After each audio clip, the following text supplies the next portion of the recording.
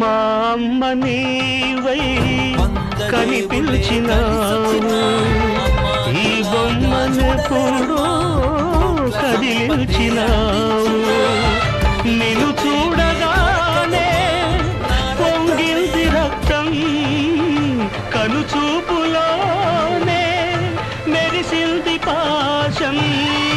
నీ కంటి చూపే కార్తీక దీపం, దైవాల కన్నా దయవున్న రూపం.